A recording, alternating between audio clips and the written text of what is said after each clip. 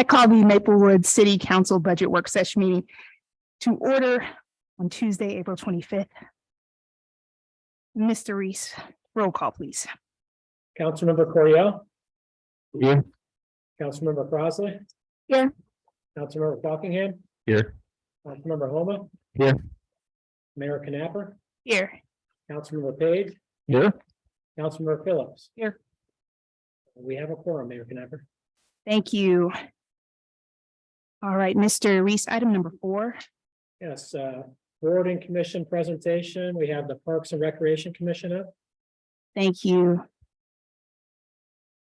Good evening, Ms. Newman. Thank you for joining us. So you know the drill. We put you to work. You have to press that button the entire time you talk. It's been a while. since I've done it. That's really hard to do. It is. I'm sorry. I'm not prepared for. Okay, so I'm Beth Newman. For all of you who don't know me, I am here representing the Maplewood Parks Commission. So we're proposing, this is something we've sort of been talking off and on about for I guess about a year and a half now. We're proposing a Maplewood Balloon Glow. So we would host a Maplewood Balloon Glow, and then also with that, there would be like some sort of possible food booths, possibly some music. We're proposing that this would happen July, August of 2024. This would be held in Deer Creek Park. And the why of it is really to sort of highlight one of our biggest and most beloved parks in Maplewood. I think, can't remember what magazine, maybe St. Louis Magazine, top 20, top 30, top 50. I don't know. I can't remember the number. We're one of the top. Deer Creek Park was one of the top parks, and we are so lucky to have it as part of our park system. And also just sort of to drive some economic growth and obviously cultivate some community well-being. So I don't know if you know a little bit of the background of this. There is a member of our Parks and Recreation Commission, Sarah Walker, who is not able to join us this evening. But she is, I don't know, a balloonist. Is that the correct term? She's a balloonist. I have to double check if that's the correct term, but that is her passion. She has literally said those words. That is her passion. And she's very invested in hot air ballooning. And so she can help us secure some hot air balloons and pilots for a fraction of the typical cost of what they would typically cost. Something important to note that this is a balloon glow and not a race. I know many of us are probably familiar with what happens in Forest Park, and that is, glow one night and the next night there's an actual race. That's not what we're proposing here. The balloons are going to remain on the ground, so there's no need to, deal with the logistics of, the FAA or, whatever all of that would entail. Wouldn't have to do any of that. So we're envisioning 3 hot air balloons. It's for local shops and vendors and restaurants, music. Obviously, we need some first responders to be there as well. We're envisioning free admission with possibly free or paid parking. We would need to kind of touch base with the Deer Creek Shopping Center to kind of see what's what with them. And again, this is very much sort of Sarah Walker's. She has really the most knowledgeable about all this. So I can sort of go through a little bit of the budget that Sarah has sort of come up with. I know that Sarah and the commission president Laney spoke with Michael Reese at some point, and then also got some feedback from Laura Miller.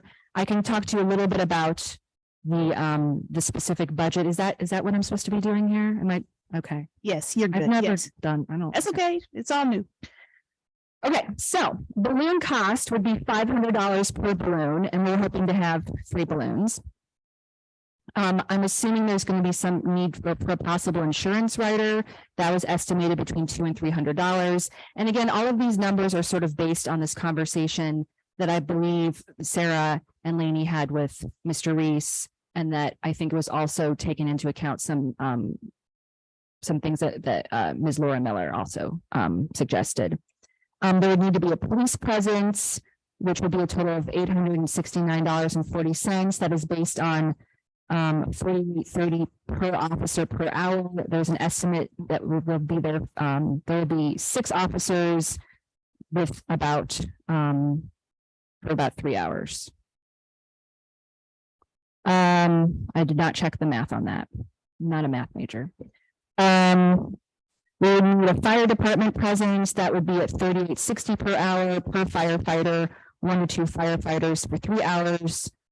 That came to a total of $231.60. Parking is unknown at this point. We would have to get in touch with the Deer Creek Shopping Center.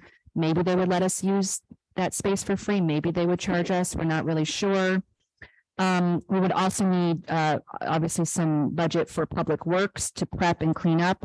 That would be $33.36 per hour per employee for a total of $266.88. We would, I guess, need some spotlights, 1 to 2 spotlights. That was estimated at $460. A DJ was estimated at $800. Porta potty, $1,200. It's my understanding that there is typically an expectation when pilots, balloonists, have a glow or some sort of use their expertise in their materials, for lack of a better word, that there's an expectation that there's some sort of pilot or crew after party. So that was also factored into the budget for $500. Advertising was $0. We, felt that we could put information in the Maple Leaf and advertise on social media and word of mouth.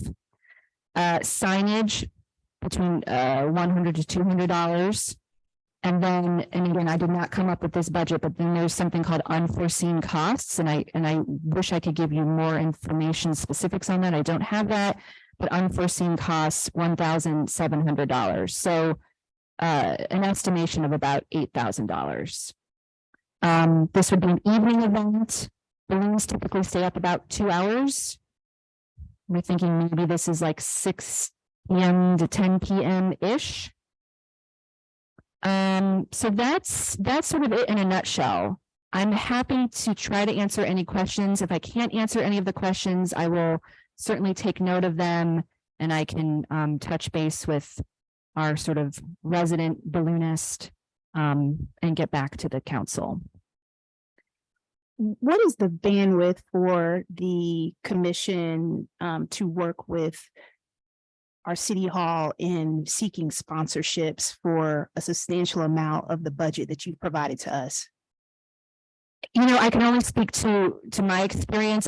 I know that this is an event that I think that we've been talking for a long time about, and I think we all think it's a great idea. I know Sarah Walker, who's sort of spearheading this, is very passionate about this and very much wants this to happen. And I think, I don't want to speak for her, but I would like to think that she and the rest of the commission would be very happy to try to, make this work for the budget of the city, and whatever that would entail. I think some of the staff time, like the numbers are low. I think there's a decent amount, especially for this first type of plan, that would require citywide participation across like also like Michael's time, but also, first responders having a sense of like the plan and the layout and in response, the setup and the closeout. I think the staff time is a little low. I'm also surprised by the insurance number. That felt low to me as well. I would think that's a higher portion just based off of some of like my own experience, like professionally. And I think there is an opportunity. I like the why of, we should highlight Deer Creek Park. That makes a ton of sense to me, especially in light of all the improvements we're doing. I guess I don't understand how a hot air balloon best demonstrates the amenities of Deer Creek Park. We've got a lot of cool equipment there, a lot of new, like very interactive things that could be highlighted. And so I think that might be a message worth exploring of exactly why this and why a somewhat similar program to a very successful, very large park makes sense for us, if that makes sense. Like this is, I understand it's not a race, but it's directly competitive with Forest Park. And that's a kind of a question I continue to have of why. Yeah, I mean, I certainly understand where you're coming from with that. It certainly wouldn't be, we certainly don't want to position this event as that we're competing. I mean, and I'm just speaking from my own perspective. It's sort of like a mini version of that, if you will. I mean, certainly not anywhere near what Forest Park does. I think, why we would use the balloons, because it's kind of a cool, unusual thing. We do have the space, we can highlight the fact, I mean, we have the space to pull off this kind of event. Other municipalities may have many parks, but they may not have the kind of large park that we have in Deer Creek. And I think it will get people to come to Maplewood. We have a lot of events in Maplewood, which are fabulous, but a lot of people come to our downtown. We don't really have anything that's like, come to the Maplewood parks. The parks are great. Let's highlight our parks. And people talk all the time about walking down Maplewood and walking the streets and going to this restaurant and the Blue Duck, and all of these wonderful things, and the candlestick maker, and all of that great, but we don't have anything that really highlights our parks. So this would be sort of this would get people into our parks. This would get them excited about it. And I think it really ties nicely into the fact that we're, about to embark on some really exciting things in terms of the strategic plan and some really needed and wonderful upgrades. And I think this just sort of ties nicely into, look at our parks, come visit our parks. You know us for the great Manchester Avenue blocks, but you don't really know us for our parks. And we should be known for both, because our parks are great and we have a lot of them. And this is one of our biggest ones. This is, I would maybe say it's our crown jewel, if you will, of the Maplewood parks. Any additional questions? You mentioned straight off the bat that you see it as economic development, but yet you pointed out that our events are all in our business district. So you're pulling people away from the business district for this event. So how is it economic development? I mean, I don't know that we're necessarily pulling people away. That's like saying anytime that there's anything happening in one place, then you're pulling people away from another place. This is just an event in Maplewood. Just like when there's, they have the big diggers and stuff on, somewhere in a parking lot. That's not pulling away from the business district. You're not bringing in bulldozers and saying, well, we're not going to bring in the bulldozers because it's pulling away from the business district. It's just another avenue of people getting to know some of the amenities that we have. And part of what we were thinking is that some of the restaurants in Maplewood could have booths at the Balloon Glow and sell things. I appreciate the new idea, especially because we all know that Brentwood is building this massive park system that's very close to our Maplewood border. And so to put a highlight on our crown jewel, if you will, one of our crown jewels, how about we strike that from the public record? I think is a good idea. And I've actually had conversations about this with some colleagues, just about how this could bring more people in, check out our park, and oh, by the way, go down to our business district. So I appreciate it. Any additional questions? All right, thank you very much. Thanks for your time, everyone. Thank you. Thank you.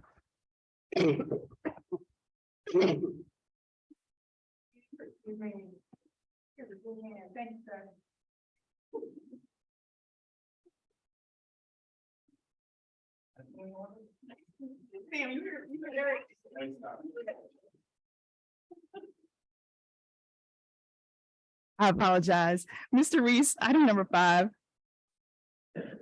Thank you. So leading into the police and Prop P budget, I'd like to highlight some strategic priorities. Here, if we can enhance that, please. Thank you. So be relatively quick about this.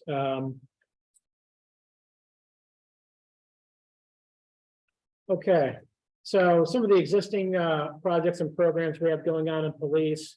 We talked about this during one of our previous budget work sessions, but we are first of all, the police station renovations, which are going well. That's an ongoing effort and meets strategies 2 and 7 with internal process focus and employee focus. And this is upgrading and maximizing workspace of the upstairs administrative offices and adding a changing area locker room. Our lockers just came in last week. We are installing those as we speak right now. It's going to be great for our employees and police. They're really excited about it. So this is an ongoing initiative with our police station renovations. Emphasize existing public safety cameras. We are repairing and upgrading connectivity issues to enhance our camera functionality at 6 public locations. This is really a prevention and deterrence issue.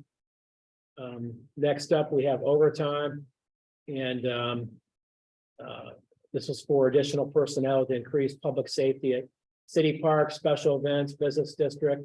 You'll see more of a presence during the spring and summer months with our officers. More visibility,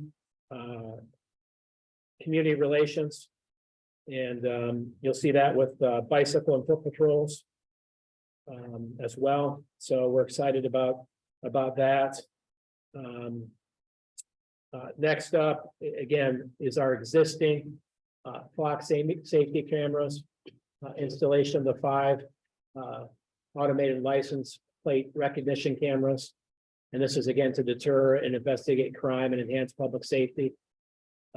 Meets several strategies in our strategic plan, customer focus, internal process, community well-being. So those are our existing projects and programs. And then going to our new initiatives, we have 4. Lexi, can you increase that just a little bit more still? Or no? That's okay. I think we're okay.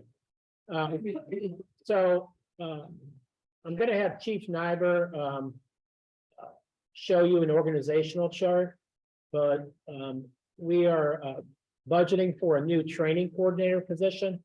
This is within existing staff, and this will be to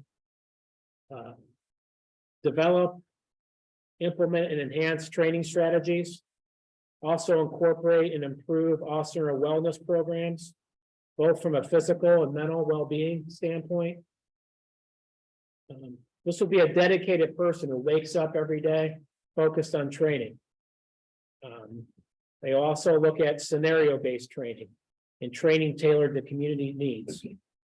And you will see a reorganization that eliminates the conveyance officer position. And again, Chief Nyber will talk more about it, but you'll see training and de-escalation techniques, mental health issues, racial profiling, implicit bias training. So he'll go through that in just a moment, and we'll pull up an organization chart for you. Other new initiatives, our mobile data terminal for police vehicles meets several strategies in our strategic plan, customer focused, internal process, technology and training, and community well-being. Our existing mobile data terminal is about 7 to 8 years old. We have connectivity issues right now. Basically, this serves as the office, as basically the office in the vehicle for our officers, for records checks, for body cameras, the in-car cameras, for our CAD or calls for service. So it's very important that we have an updated terminal in our police vehicles.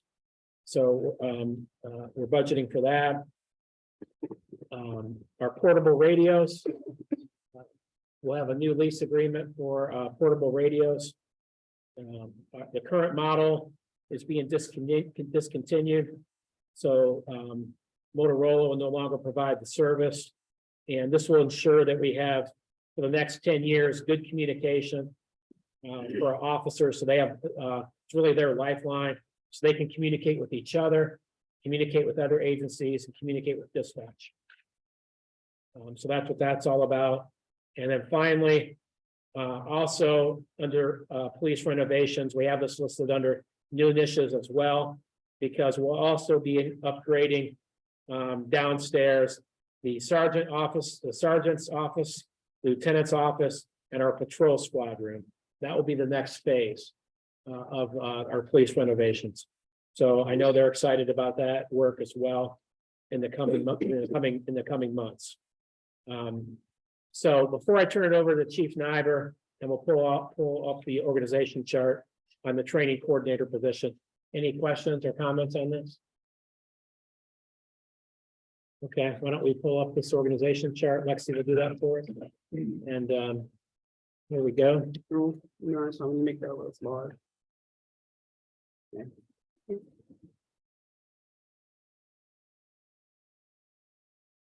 Yep, most of that. Yeah. There we go. Okay, you're up, Chief Nyber. Thank you. The blank spot there is what our current organizational chart is where our conveyance officer is. Mainly that person's job is to pick up those individuals who have not made court date or what have you.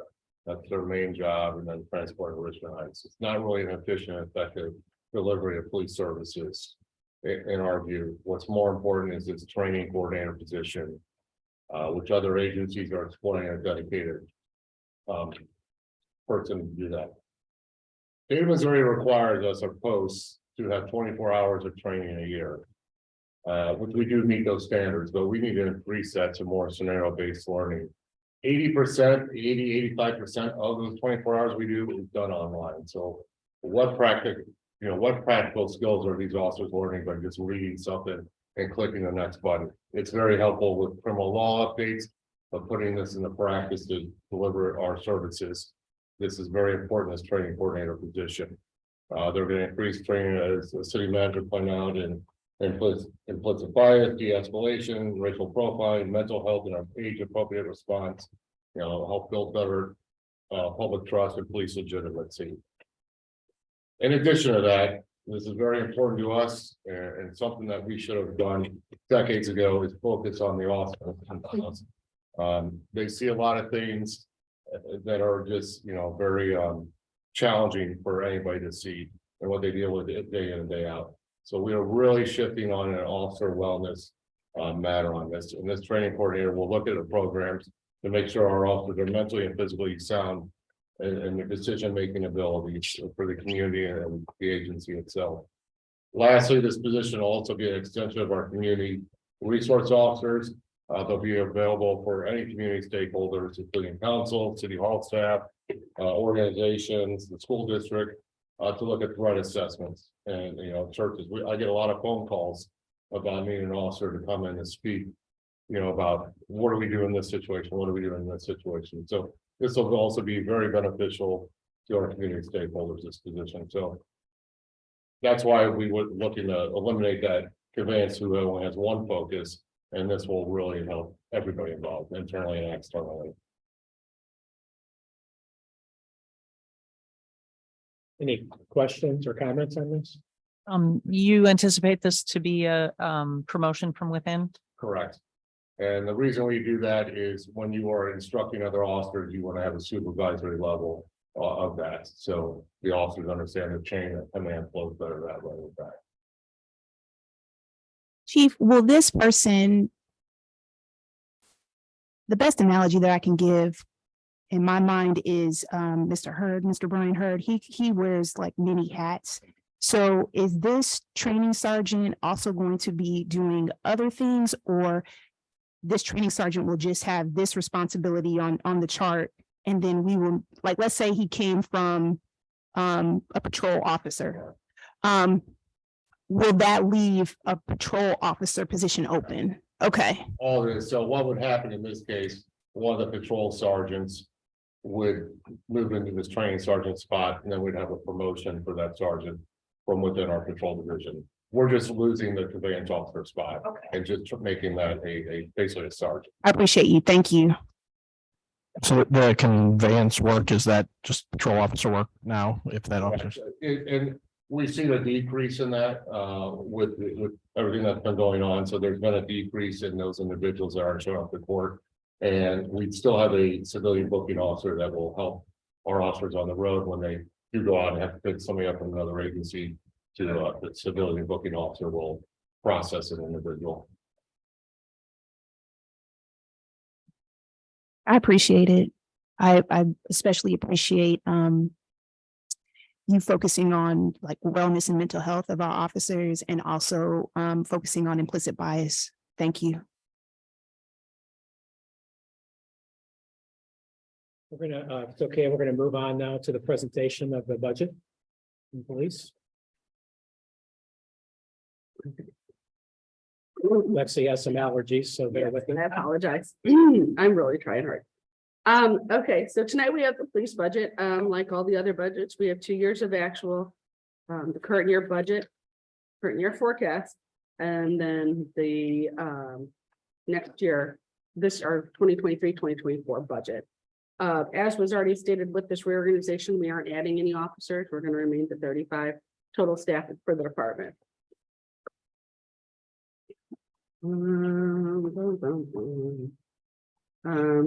Again, so these are salaries for all the officers. And as you notice in here, the cost of living or merit increase, there's nothing there that will be addressed at the consolidated budget, as will the insurance costs, because we will get that number and that will be included with consolidated budget. So then the next section that we have is, I'm sorry.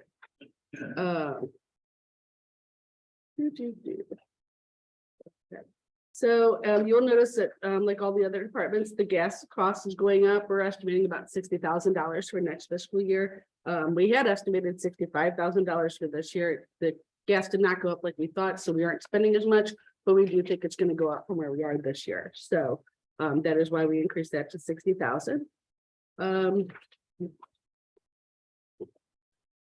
You will notice that we have this car washing and we have $500 for this year, and we have $1,680 for next year. That is like to wash the car, but it's also like deconning, like doing a decontamination of the interior of the car. And the cost for that is significant. And so depending on what happens with somebody that's being conveyed there, we could need them to be done.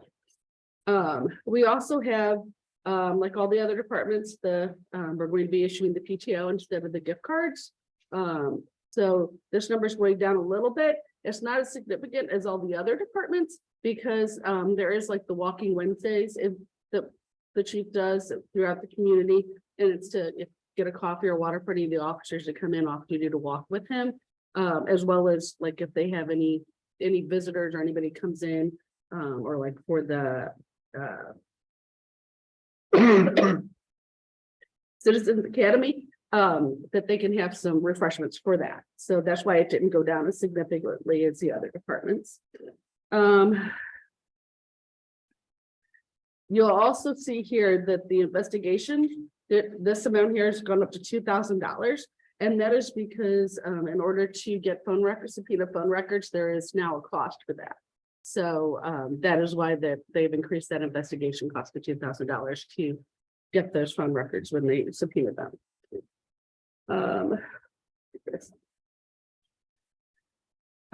Okay, under here, under professional services, as you can see, it's going up to $11,650. And a lot of that is the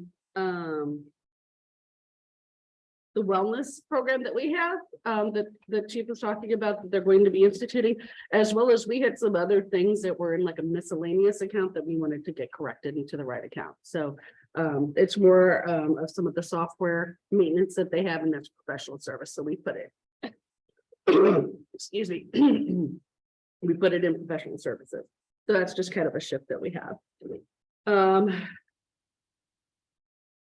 For the next item is this repairs and maintenance that went up to $34,600.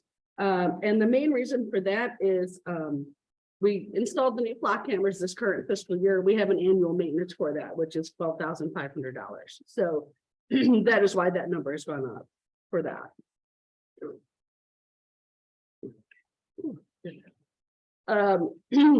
So we also have an increase in the travel and conference It's a slight increase over what we budgeted for this fiscal year. We didn't spend as much this fiscal year. The CALIA conference was actually here in St. Louis. So we didn't have any out of town costs for that trip. And then, was that right? Yeah. And then we also have just some other various conferences like the Police Chiefs Conference and the International Association of Chiefs of Police for training for the officers. And then finally, the other item of significant increase is the uniforms, which even though we only spent 20,000 this year, we're estimating 25,000 for next year. That is due to several promotions that we've had. We have a new officer who will be starting in July. And so they'll be getting all the uniforms as well. So there will be a uniform cost for that. Okay, then the last, sorry. Okay, the last item, and I want to point out is the capital outlay for police. And so I'm gonna actually go to that page. They're requesting $396,993 for capital outlay. And so as you can see, they're requesting to replace 3 police cars, which is what they are trying to get on a regular rotation of replacement of vehicles. It's been difficult with supply chain and state contract issues, but they're trying to keep on that same replacement process. This $37,450 is the patrol vehicle laptops and Cradle Point that was addressed in the strategic priorities for the vehicle. So that's a replacement cost for the Motorola radio lease. That is again the radio lease that we had council had approved last I guess a couple of months ago. And that is the police portion of that, and that was also one of their strategic priorities. But the two major items, the biggest item is the renovations to the squad room, the admin offices. We're estimating to be another $170,000 next year. But hopefully that will take care of all the rest of the items, which is the finishing the kitchen, doing the flooring for the squad room, the furniture downstairs, all of those different items. So it's a lot of work that's still going to get done. And that we're hoping to be able to get all of that completed next fiscal year so we can get this project taken care of. And finally, I did want to point out this public safety cameras, the 8 cameras, 1 DVR, 1 PoE switch. Those are actually existing cameras, and it's just upgrading existing equipment that we have. So they are not additional cameras or additional locations. So I just want to make sure that that was clear. Otherwise, that's pretty much the major changes for their budget for next fiscal year.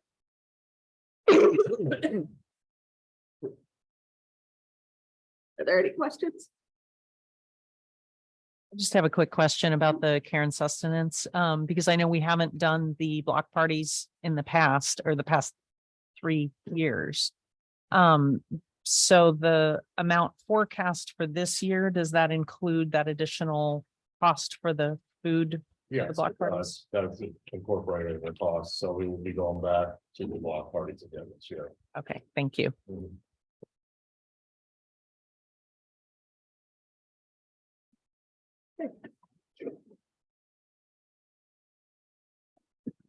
Okay. We are going to move on. And in front of some of these items, not all of them, I will go through some strategic priorities as well. We didn't list it that way because we didn't want to list each one, but I will go through some strategic priorities. So one of the things that council identified last year, and it's an ongoing priority, I believe, is the joining the Government Alliance on Race and Equity. Again,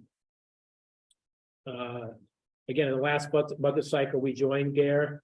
I have used this a little bit from a best practice standpoint as we're working on our 5-year plan for the diversity, equity, inclusion effort that I'll talk more about in just a moment. This is something I will make sure that other council members have, that all the council members have access to. I will make sure that I share that with you all so that you can use this as a networking and training tool. So I wanted to point that out. Again, I intend on using it more over the course of the fiscal year because I think it's a wonderful resource. So I wanted to point that out. Now, next, from our diversity, equity, inclusion, and belonging training study. We are branding this as Welcome Maplewood. This meets strategies 3 and 7, technology and training, and an employee focus. We are finishing up literally in the final weeks on May the 23rd. We are going to unveil the 5-year plan at a council meeting. Very excited about that. Just finalizing the 5-year plan, so we'll unveil that to council and to the public on May 23rd.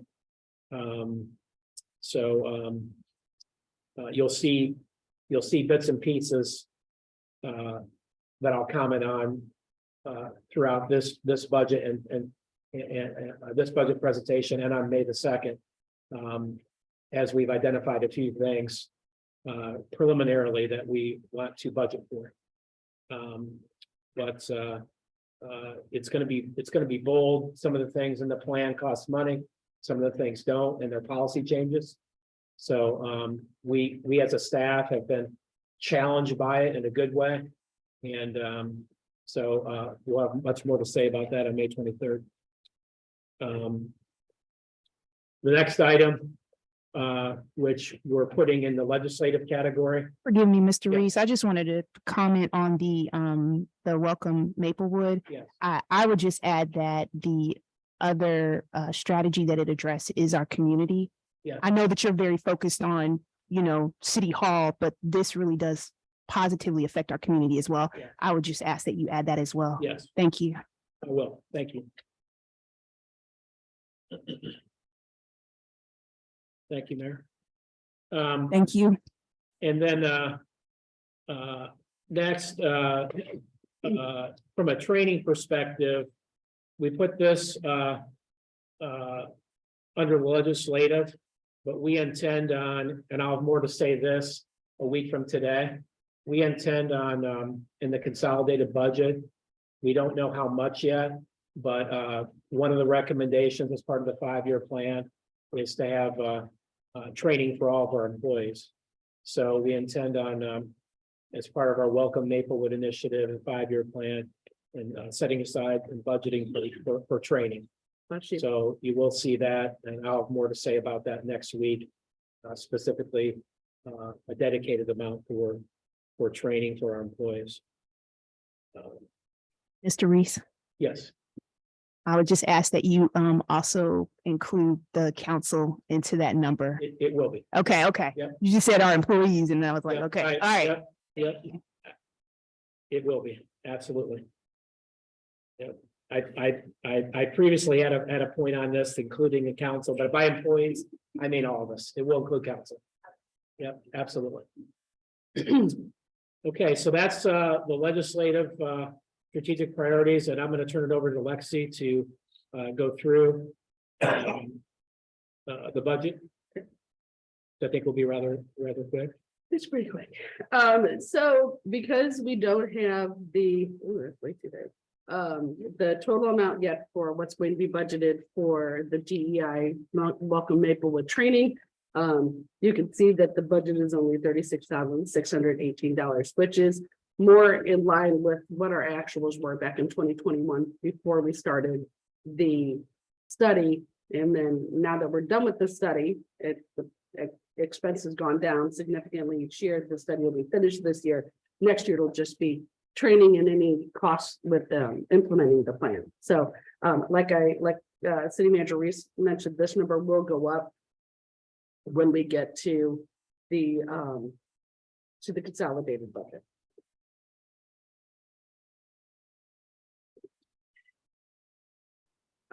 The only salaries that we have for this department are the council salaries.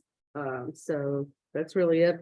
There is no cost of living, sorry, and there's no insurance, sorry. No merit. No merit either, sorry.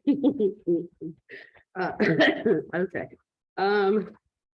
So there isn't a whole lot in y'all's budget, I'm gonna be honest with you guys. So most of it's pretty standard. The only things that have really changed at all, I did want to note that we're only gonna I apologize. We're only budgeting $6,000 for election expense next year because we are only anticipating having one election. So that number is going to go down from what we're anticipating to spend this fiscal year. We have reduced our membership costs. We had budgeted $7,000. Our memberships kind of fluctuate on whether we attend, we join, we don't join, we attend, we don't attend. So we went ahead and reduced that. We've actually removed the National League of Cities membership there. And then excuse me, this $1,500 that we currently have under professional services, this is the account that will go up with the DEI training because it will be the professional services that will go into that account, which is why I have it highlighted. The $1,500 that are currently in there, those are with our commitment to the Human Services Commission to help the Maplewood Community Growth Fund Foundation 501c3 status to help them to get that. So there are some legal fees for that. It's not complete. I don't know when that's going to be complete. And so we want to make sure we have some funds budgeted for that as well. And to be honest, wasn't really sure how much it's going to cost. So I just kind of, I'm sorry, attorneys aren't cheap. So I'm just going to assume it's going to be more than what I would normally pay. Okay. Other than that, there aren't really any other changes for the legislative budget. It's pretty straightforward. You all just don't have a lot of expenses in general. So I spoke with Mr. Reese as we were walking in. I learned that we're not going to join National League of Cities, which I think is a mistake. I think we should continue our membership in National League of Cities. We've been members for nearly 40 years. It is a resource to not just city staff, but it's also a resource to city council. And it's one of the few resources that city council members can actually attend training. There's a city summit every year. I've attended in person for several years. And then during COVID, I attended virtually. And our previous mayor has attended in person to city summit. And I know Councilmember Buckingham has also attended several of the legislative sessions for National League of Cities. Yeah. So I would strongly recommend that that we consider putting that back in the budget. In addition to training available online for all of city council and especially with so many new city council members, online and in-person training. There's also grant writing or grant service that goes through National League of Cities. And I didn't even realize it. There's a prescription discount that our city employees take advantage of. So so it's only $1,200 per year. Yeah, I'll just second that. I have done enormous amounts of training. Have several platinum certificates for leadership, and I've gotten some of my best ideas from talking with other. We just haven't traveled in the last 3 years due to COVID and other restrictions, but I think we ought to leave it on the table. I think it's worth for council members to attend if they can.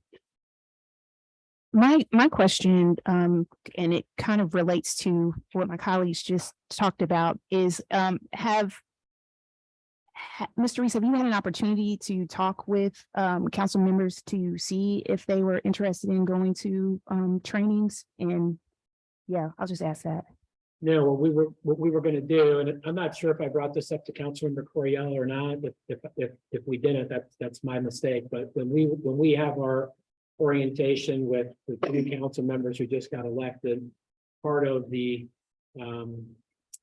agenda is to see if they have an interest in going to trainings. And so that's going to be part of the agenda. I just sent out today or yesterday, I can't remember. Was it today or yesterday? To Councilmember Garcia today to try to get together next week with her and Ms. Maddox. So we can do on National League of Cities specifically. We can certainly add it back in if that's the desire of council. No problem. It's a relatively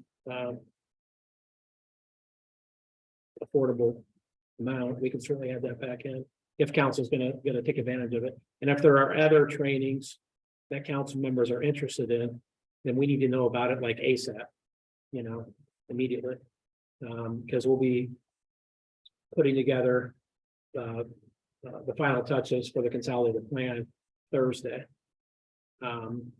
So consolidated budget, did I say consolidated plan? You did. Yeah, I did. Okay, I said it. Uh, So, yeah. I was gonna say, if you're gonna add NLC back in, remember that there's also conference costs as well. So, Yeah. just think about that. Obviously, you can look at previous budgets, but Yeah. you want to make sure you add that back in. So, So what I'll do is, it sounds like, there's an interest, obviously, we can add in the cost for the membership. Do any members plan on going to, members that are gonna continue on, that are here tonight, do you plan on going to any conferences for NLC? I'm in March. Okay. Okay. Yeah, council members know to let me know about this resource. I haven't been able to look at it on the calendar. Okay. It's gonna work respectfully. Okay. Same. Okay.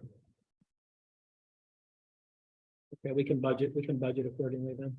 And I'll reach out to council members Garcia and Maddox before Thursday, before things are finalized for the consolidated budget.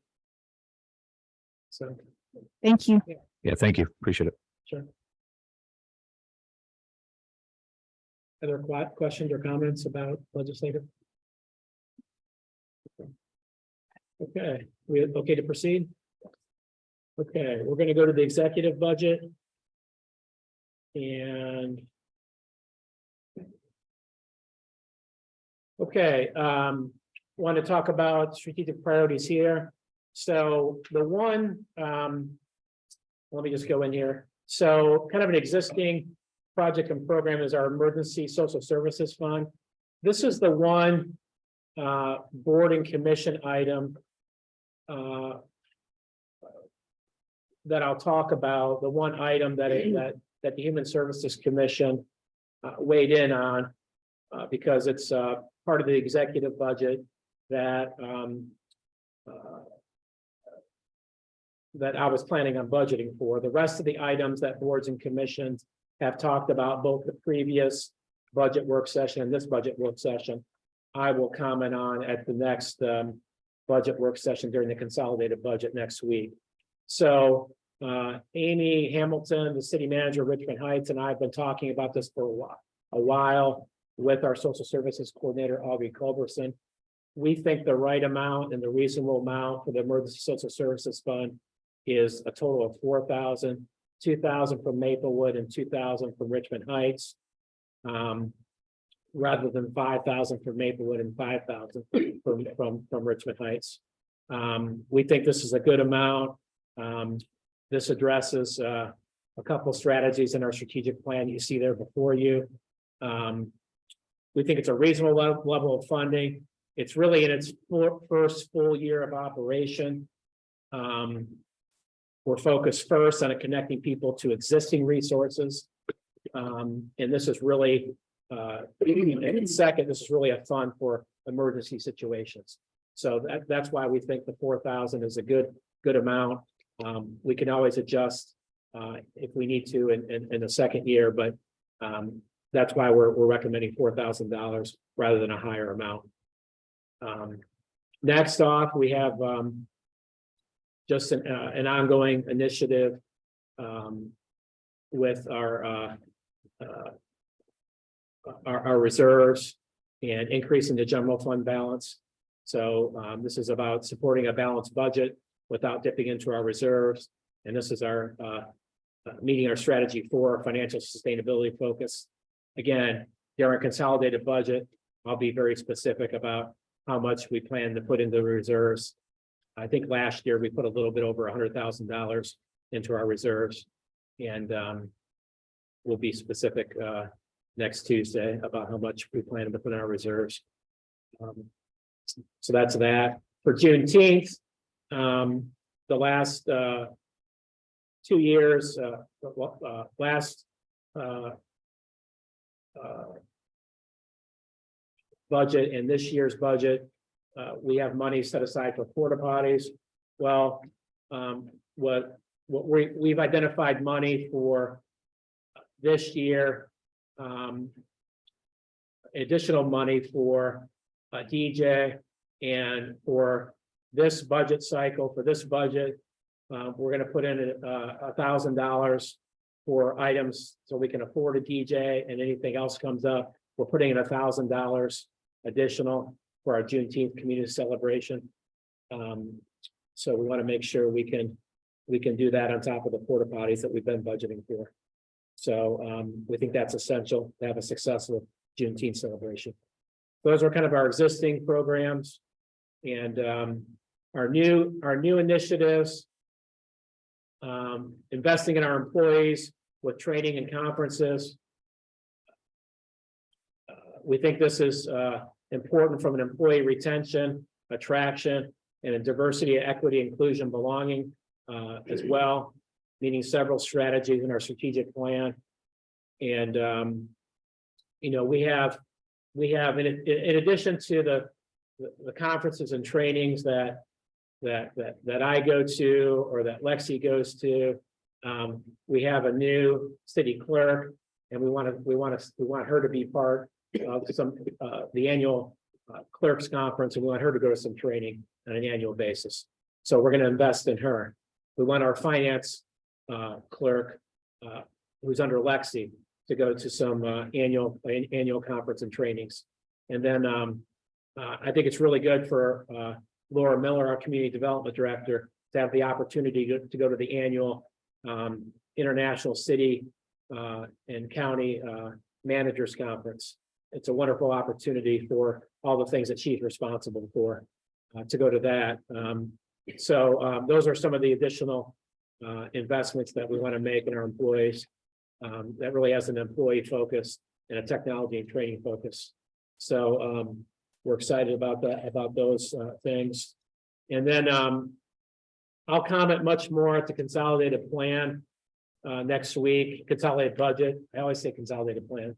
I get that confused, but it's consolidated budget next week. But we want to do as much as we can to invest in our employees with a solid raise. Again, I'll speak specifically of what it's going to be next week. But I will say that our peer cities are being very aggressive, from a retention standpoint, an attraction standpoint, and from a diversity standpoint, diversity, equity, inclusion standpoint. So I want to do what we can. Last year, we were very frugal with, we did a 2% raise last year, and we did make employees pay for the increased costs associated with healthcare. So we're going to try to do better this year, and we're finalizing those numbers now. So I'll have more to say about that a week from today. Very excited on the last item here. We are, per our Welcome Maplewood effort and a recommendation coming out of there, we will be offering domestic partner benefits through our insurance. This has a number of benefits and a strong employee focus and staying competitive with the public and private sector. So we're excited to offer that through our insurance. So that will be happening this year. And that's our strategic priorities from an executive standpoint. Any comments or questions? Mr. Reese, I have a question about the amount that Maplewood and Richmond Heights have agreed upon, the $4,000. My question is, how much did our social services coordinator have allocated to her? Because I recall us supporting an emergency amount. What was that amount?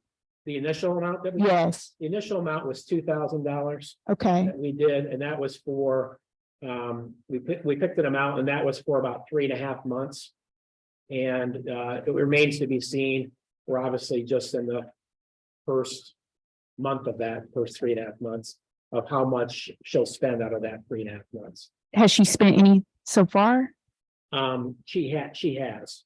I think she's spent about $300 of that Okay, so far. okay. So then my assumption is correct that you all looked at that and We did. and you're forecasting. We did. Okay, all right, thank you. Yeah, you're welcome.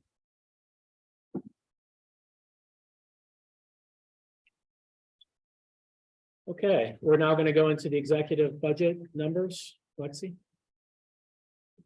Okay, okay. Again, we have the 2 years of actual, the current year budget, current year forecast, and next year's budget. It's an increase from year to year, which is kind of standard. There is a excuse me, there is an increase in the personnel services. For personnel services for this year, and then it dips back down for next year, and I'll explain that on the next page, but in case anybody noticed that. We are not adding any new staff this year. We're going to stay at the 9 full-time employees. So, the reason for that increase and this is probably the easiest place to show it. We go here. So, for regular salaries, we have, with Karen Scheit retiring, we hired someone in to replace her and to train with her, so we're paying double salaries for that. Plus, when Karen retires, she gets paid her vacation and comp time she has, which is why that number is so high for this fiscal year, and then it goes down next year. So I did want to point that out. I also wanted to point out that part of the increase also, and so part of that, so that's what takes care of that, and then part of the increase in personnel costs is the pension contribution. We do have a larger pension contribution this year, and that is because of getting the city manager added into loggers in our back payment for that. Next year it goes to a more reasonable number, and then this other benefits, which is the $5,000 that the city paid to the 401A, that has been zeroed out for next year. So we did make those changes in this budget. Oh, sorry.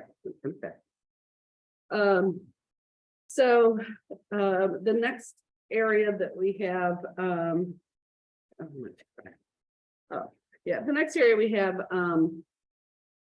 we have like an increase for gas, like we do for all the other departments. That number may change. We're still trying to do a little bit of analysis to see exactly what we think that's going to be going forward.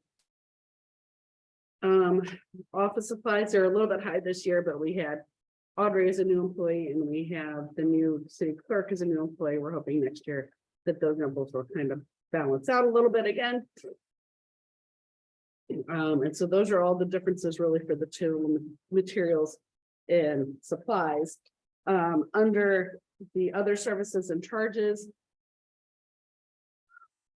the care and subsistence has gone down significantly, and that's the PTOs, the PTO instead of the gift cards, as well as the anniversary items that we used to give a gift card to a restaurant or a business here in the city for anniversaries, and we're doing PTO hours for that as well, because any gift card we give is a taxable benefit.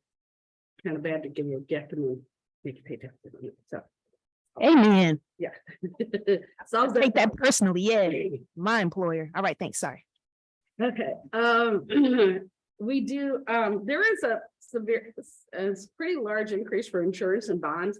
That is the best estimate I can get at this time. We have not gotten our renewal yet. They gave me numbers to use to estimate what our increase is going to be. They said it would be significant. Everybody's insurance, property casualty insurance is going up significantly this year. So that's where that estimate came from. They have a. Flooding. That's such a small part of our city. But it's experience in the area, and so everybody's insurance goes up because of it.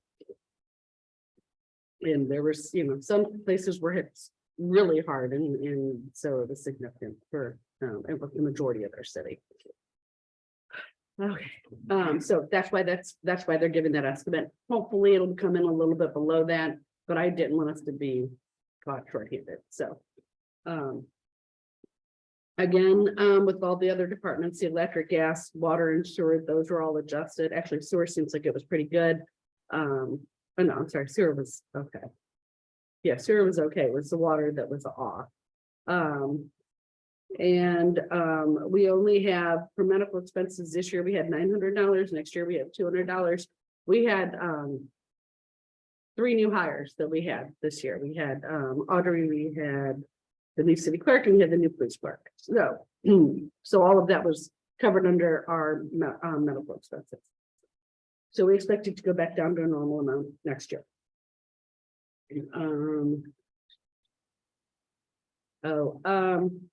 As you can see, there was $650 in finance or finance charges or late fees that were attributed to the executive department.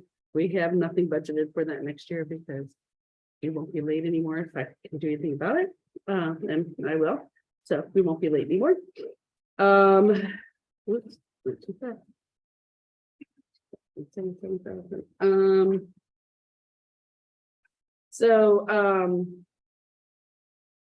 77,000 is based more on our actual professional services and having moved things to the correct account. So some of the things that were under professional services really should have been under like miscellaneous items as opposed to a professional service because it really wasn't. So some of that attributes to that. We still budget about $3,500 for repairs and maintenance to various office equipment. We haven't had to use any this year. We haven't even had to use the $3,000 in the last couple of years, but when they do come in, they come in usually pretty high. So we wanted to make sure we had money for that. Special events, we budgeted $19,000. Some of that is because of the way that the SBB has restructured how they do their events, that they aren't utilizing as much from this on the city end, as well as kind of some items that were always budgeted or expensed in this account that shouldn't have been. And so we've corrected that as well. So we believe $19,000 is really an appropriate amount for the special event that the city holds.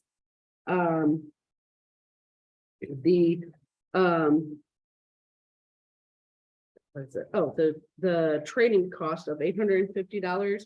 We increased that, and that is for some local training. One of them is for the finance clerk to attend some local GFOA training, as well as some of the other new staff to attend some local training. And then we did also increase the travel conference to $14,700. And that again is to include the community development director to attend ICMA and some other, we have the city clerk to attend. It's the Missouri City Clerk and Finance Officers Association, and they have like an annual conference. They have a new clerk conference that we thought it would be good for her to go to. And then they also have a spring institute. So we wanted to budget for all of those, and she is new to being a clerk, to make sure that she has as much training as possible for her new position. Excuse me.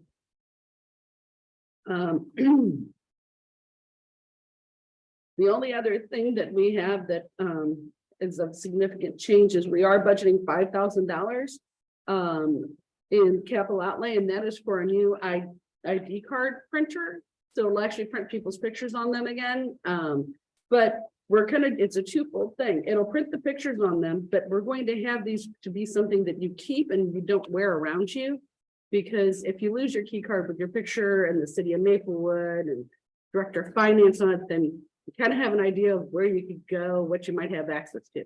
So we're going to still have these cards so that way you have the official stuff, especially for like the building inspectors to have, so they can show that they are an official employee.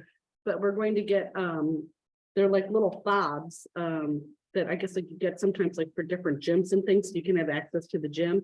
And it's just a little thing that you can have on your keychain.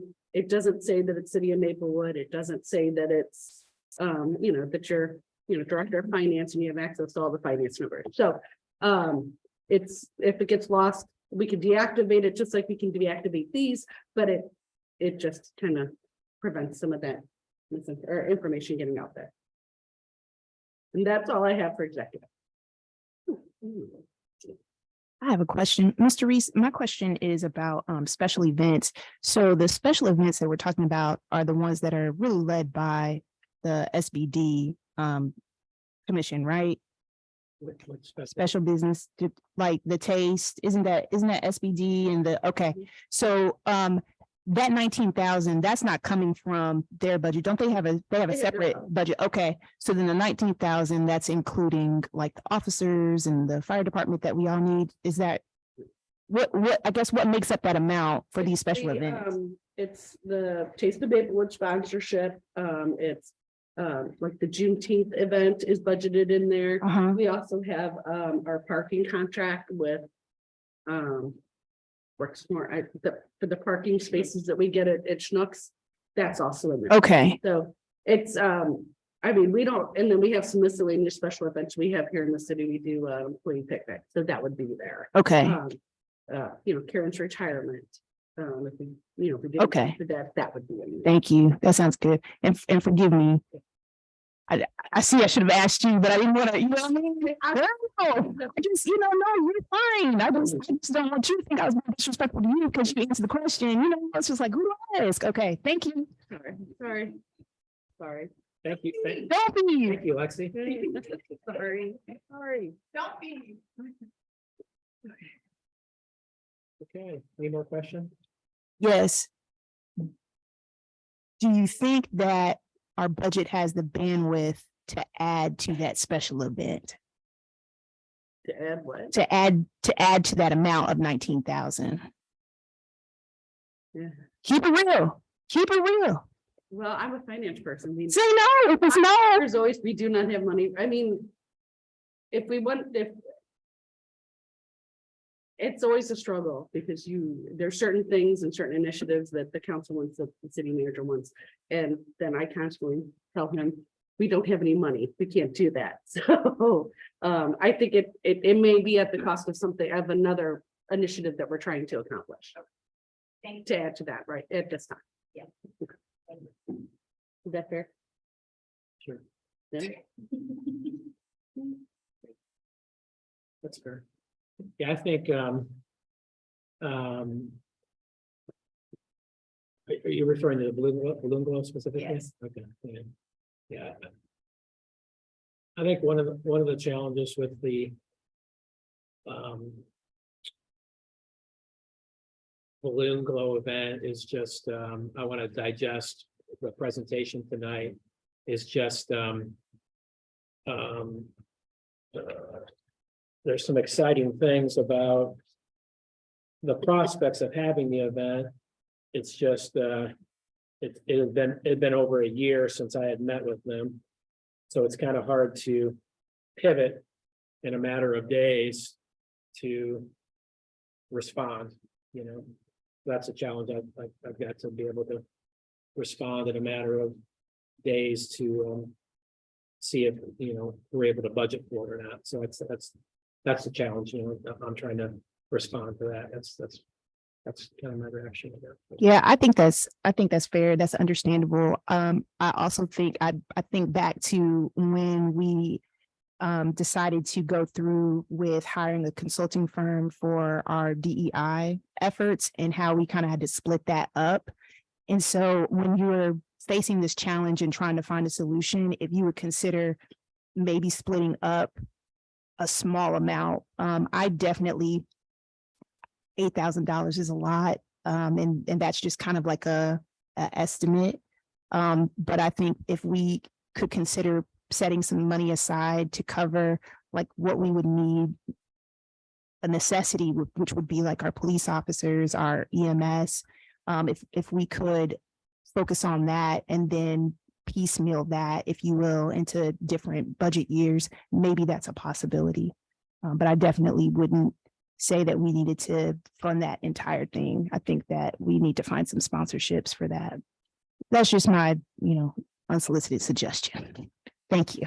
Just a quick question about that. So for like Taste of Maplewood, with I can think, the way that we pitch money at that is by sponsoring it as the city into the event. Like Yes. we are sponsors of, rather than we're paying in kind with our services, we're throwing money, and then that comes back and at us to pay for the goods and services the city provides.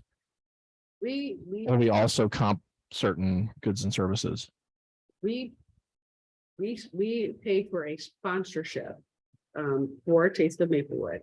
I think that the police and EMS staff and overtime and stuff like that, I think that is something, at least if I'm not wrong, I think we just provide that. Am I correct on that? Yes. Yeah, it's just an in-kind item, but this is the actual. If any other business wanted to be a sponsor for the Taste of Maplewood, they would be a sponsor. Yeah, I got it. I got it. It's the same thing. Makes sense. Okay. Yeah. Thanks. Sorry, in that same vein, so take the, what was the Schlafly event that they just did? Yeah, so we had police presence there. Did Schlafly, are we in the habit of like sort of charging for that usually, or is that just? We did have them pay Okay. for the police and fire that was caused to be there. Gotcha, thank you.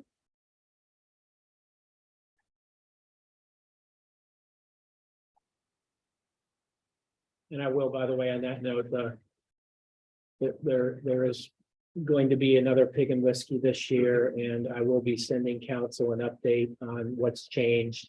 We're off on a tangent here, but on what's changed this year to try to make the event more neighborhood friendly. So.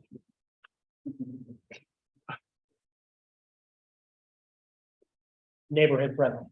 So no Tech-9, or do we know for sure? I'm sorry, I'm getting us off track. We're just looking at the hours of operation and things like that.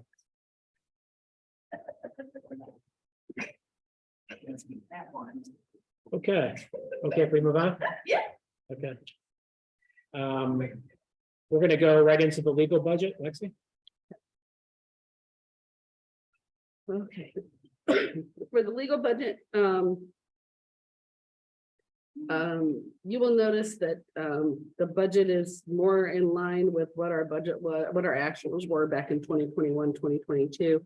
Our budget this year and forecast were higher, and this was for, legal fees and then settling the web lawsuit. So, that's why we don't have that budgeted going forward, as well as a reduction in our legal fees, because we aren't defending that case.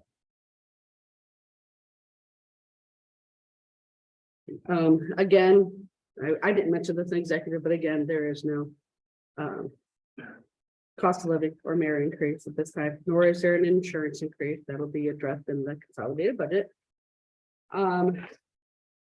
So on this page here, if you look here under legal counsel, we budgeted 350. We're estimating we're actually going to spend about $370,000 this year on legal counsel.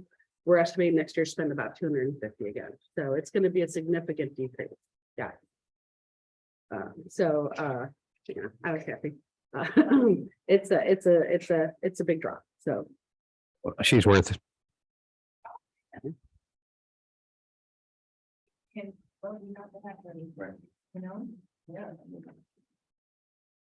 otherwise, the legal budget is pretty similar to the legislative budget. It's a I guess it's a one and a part or portion of a person. I guess the judge is part-time, or so there's not a big department. There isn't a lot of expense to that department. You know, they have some just basic you know, memberships excuse me, that aren't changing. You know, just kind of rentals, repairs and maintenance, things like that aren't changing either. The really only thing that I did want to kind of note is that we are, I didn't like to do that. We are keeping it at $2,700 for travel and conference for next year. Both the judge and the court clerk attend a conference at that's held at the Lake of the Ozarks every year for their annual training. Otherwise, their budget is pretty much the same kind of year over year. The big thing was adding in both the judge and the clerk's training. Are there any questions?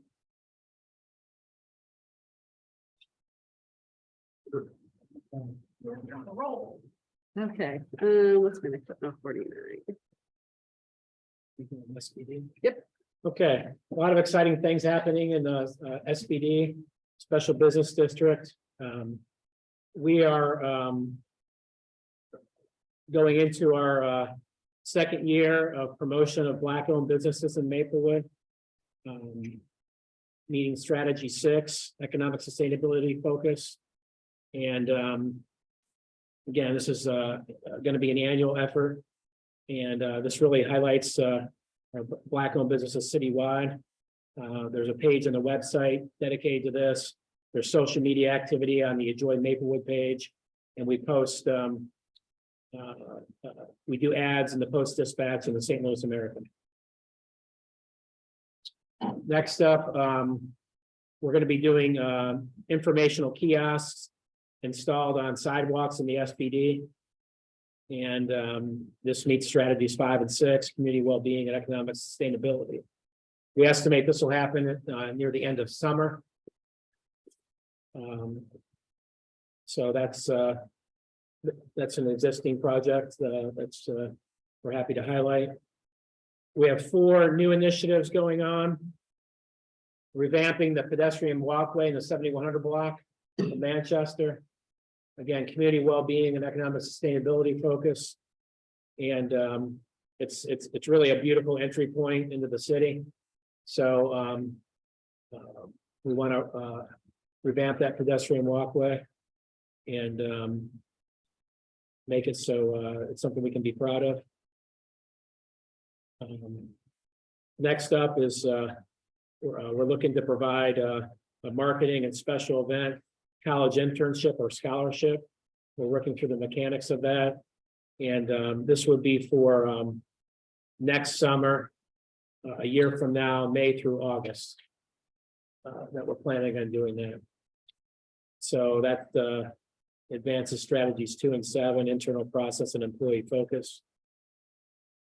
Next up is purchase of new Route 66 and holiday light pole banners. Community well-being focus and economic sustainability focus. The Route 66 is the same graphic, but the old banners are worn, so we need to replace them. The new holiday light pole banners, those are new graphics. So that's what that's all about. And then finally, we're looking at we're working through the details of purchasing an additional security camera within the SPD boundaries. Again, we're working through the details of that. We have a meeting coming up here in the next week or so. We'll look at that. So any questions or comments on that? Okay. Lexi, you're up on the. Okay, for the special business district budget, again, we have the actual for 2 years budget forecast and next year's budget. 2 things I want to kind of point out. We have a major increase in the capital outlay, which I will get into detail a little bit further in the budget. And then a decrease in the capital improvement special projects down to 12,500. So those are 2 big changes in this next upcoming budget that I'm going to be able to discuss with you all. So there is no staff, so there are no personnel service costs for this. We are budgeting $9,000, which is an increase of about $5,000 for nursery supplies. And that is for just our normal landscaping as well as part of the revamping of the 7100 block on Manchester. And so a lot of that will be used to try to, it will be for landscaping of that area. So that was a significant increase there on that account.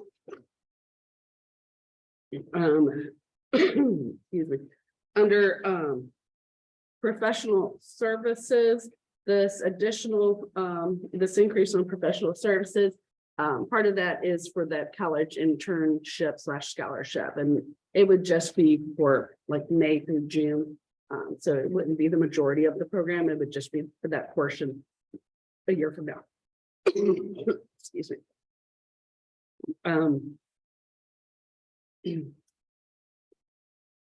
For special events, the increase here is a lot of that has to do with performer fees. Their cost for performance has just gone up, and so that's why we have the increase. We're projecting spending 31.3 this year. Well, then we're hoping to keep it at that for next year. And we're budgeting to keep the printing costs the same. So then the other 2 items, like I said, were the capital outlay, which is $14,500. That is for the Route 66 and holiday banners, which is one of the strategic new initiatives that were outlaid, as well as the security camera. And the camera at this, like city manager said, it's still just a possibility. They haven't really decided if they are going to do it. If they aren't, they're debating it, but they want to have money in the budget should they decide to go forward with it. And I think that they are still really in the discussion stage of that. I don't think they've made a decision at all. But they wanted to have the money in case. And then for next year, the $12,500 in capital improvement special projects, that would be for the business incentive program. And that's like the renovation grants that they have for different businesses. It also is memberships for like Explore St. Louis and Green Cities, the Green City District, or Green Dining District, sorry. And so that's what makes up that $12,500.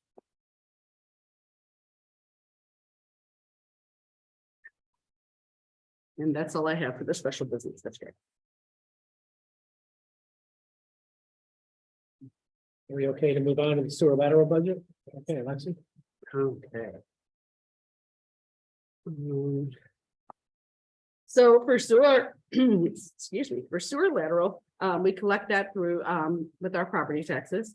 And so we have had a backlog. We have been working hard to get that taken care of, as Public Works Director Anthony Trexler mentioned when he was presenting his budget and the capital improvement budget, that we have really gotten that backlog down. We are budgeting only $65,000 out of this year's funds for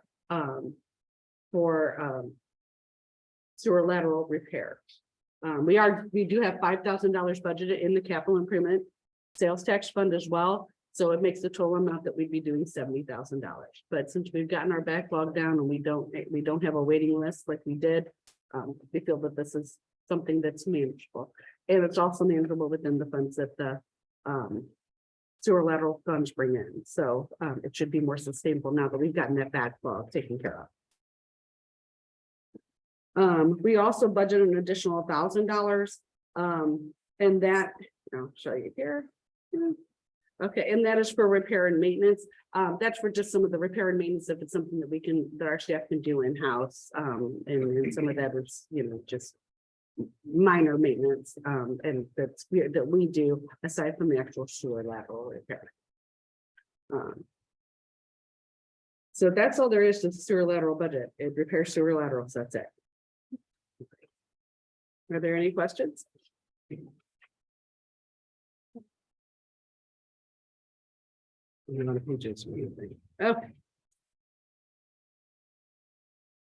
Can I move on to solid waste?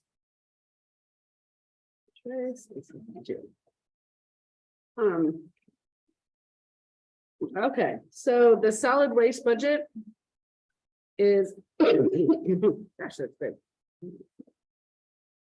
Solid waste budget, that is our trash pickup as well as our recycling and our trash bags and tags. So we have a contract that actually runs on a calendar year, and it's a cost per household. We have adjusted that for this current year. So as you can see, we're anticipating spending about $19,000 in trash bags and tags. So we went ahead and made an increase of $20,000 for next year. It's kind of a hit or miss sort of thing. So it's kind of hard to really project what that cost is going to be. But I think the 20,000 is a reasonable number to budget for that. We do budget $800 for miscellaneous other items, and there's always something that comes up that is something to do with it that we need to pay for. So we always budget just a little bit there. The recycling services, that is for our current Republic contract, as well as refuse collection. So it's 6 months at one rate and 6 months at the new contract rate. So, and that's calculated by household. And that is what makes up the solid waste budget. There's just not much to them. They're just really hard to prevent. It's trash pickup. It's trash. I feel like we should clap or something for you, Lexi, because that was a haul and you're not feeling well and you did a great job.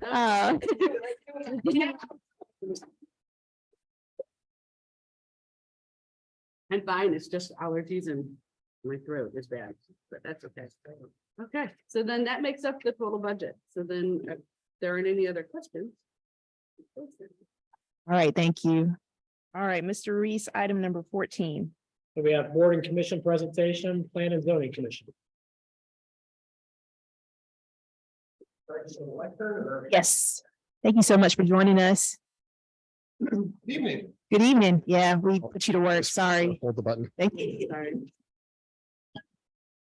although there is a sign right there, so I should pay attention to it.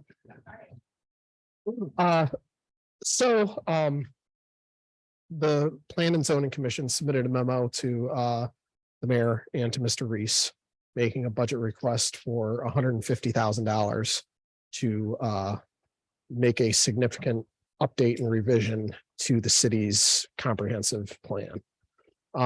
What it comes down to is that the comprehensive plan was last significantly updated in 1990. And that was actually an update and a revision of a plan from 1978. I think there were some small revisions in 2005. We've been probably for the past maybe 9 months discussing it within the commission, and came to the realization that to do this large overhaul, that we would need professional services. Based on what we've learned from other municipalities near us, including Richmond Heights, which is kind of in their last stage of doing a comprehensive overhaul of their plan, I think they ended up paying in the neighborhood of $150,000. We've prepared a request for proposal that would be submitted out for bidding. So hopefully we wouldn't have to spend all of that, but this would be I would guess an 18-month to 24-month process that would involve a planning firm engaging not only with Maplewood citizens and also with the council, the Plan and Zoning Commission, and city staff. But going into the public and trying to get feedback with respect to goals, plans, priorities, and how to get that plan updated. From the commission's point of view, the timing of this is kind of a good thing. One, it's necessary because it's an outdated document. The focus of the 1990 plan, many of the goals have been met. Some of the goals and other things in it are, outdated or really don't apply anymore. The vision is to provide a plan with respect to planning and zoning and development that will help guide, the commission and the council and the city for the next 25 years. It's a big number, but we didn't want to, submit a budget request that just wasn't kind of based in reality. So I'll take any questions or I can provide further details. I have a dumb question I feel confident asking because it's my last meeting.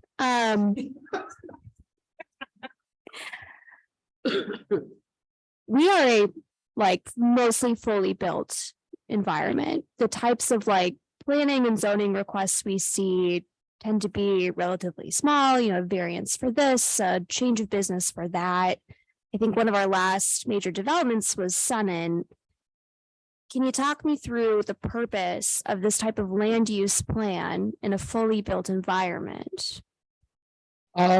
Several aspects with respect to that. One is the 1990 plan was generally focused on, it's a broad stroke, it's a 40-page document on protecting property values for homeowners and also, really developing the central business district. And those two goals have been accomplished. You can look at any houses that are being sold.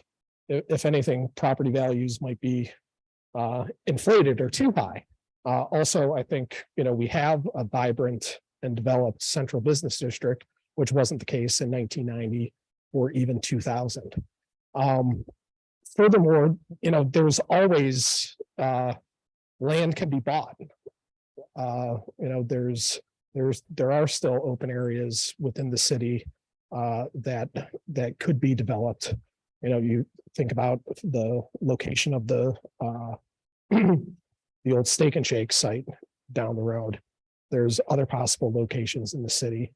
And really what we wanted to focus on was a shift also towards providing and ensuring that there are affordable housing options and focusing that the development that would occur in the future would happen in an equitable manner.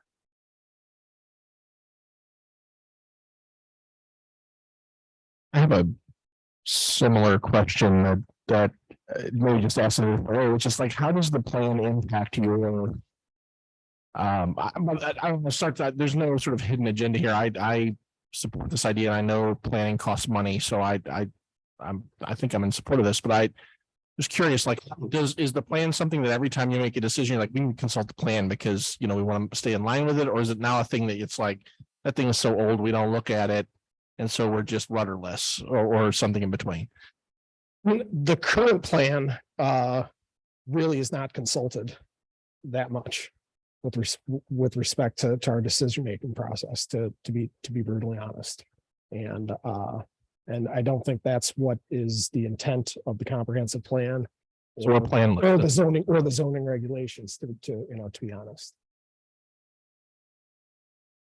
I appreciate the work that you and the other commission members have done to get to this point. I know updating the comprehensive plan has been something that's been discussed since I was on planning and zoning. So I appreciate the work that you guys have done. I do want to ask though, on the scope of services on the RFP, I realize Richmond Heights is doing potentially using the services more. And I just wonder if you used the Richmond Heights RFP as a framework for our RFP, and if that's why you would expect the estimate of $150,000 to be the same. We looked at a variety of RFPs, not just at the Richmond Heights RFP. Ballpark number that was kind of based on like for instance, the city of Springfield in Southwest Missouri, theirs was like $300,000 or something to that effect. Just basically using Richmond Heights as a comparable because it's roughly the same size population wise and also similar with respect to I guess density with respect to population. But no, we did not specifically do a line by line comparison of the scope of services.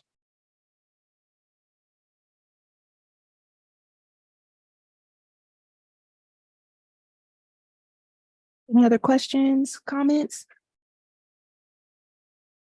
Thank y'all. Y'all are doing heavy lifting. Thank you so much. Thank you. Appreciate it. I just want to say before I get to item number 15, thank you very much. Thank you very much.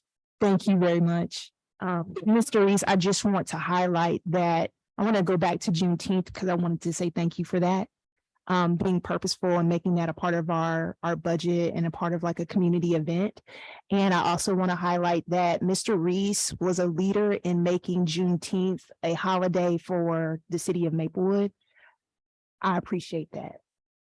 Thank you. So, all right. May I have a motion to adjourn? Motion to adjourn. Second. All those in favor, please say aye. Aye. Any opposed? We are adjourned. Thank you.